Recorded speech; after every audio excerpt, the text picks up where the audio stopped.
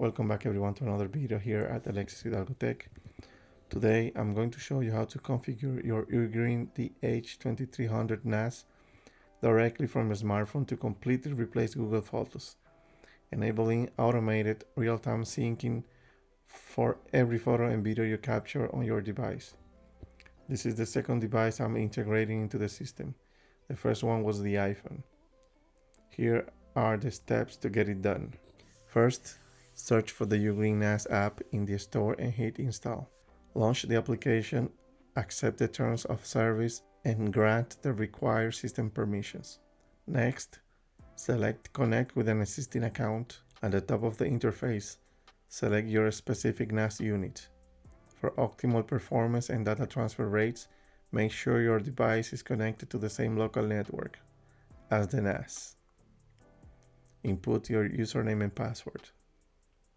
If supported by your device, enable biometric authentication, either fingerprint or facial recognition, for secure, quick access. Once inside the main dashboards, we need to launch the Photos app. Upon launching it, you will notice the UI. It's highly reminiscent of Apple's native Photos app. If we dive into the categorization tab, we find assets automatically indexed by location and facial recognition. Now, navigating into the settings menu, tap Phone Backup, tap Go on the yellow notification banner at the top to grant the app the full access permissions to your local device albums. Next, select Backup by individual albums and select All. The toggle below will automatically detect and sync any newly created directories on your device moving forward.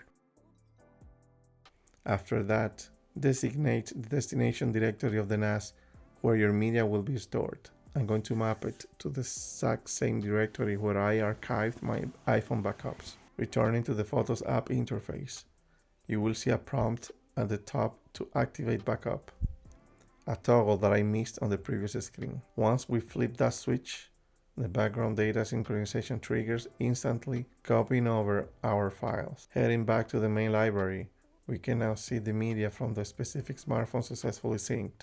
Starting from July 5th, when we access the Photos tab and navigate down to 2026, we can see our specific phone model metadata with our media seamlessly organized by month. You can verify your assets via the Core File Explorer.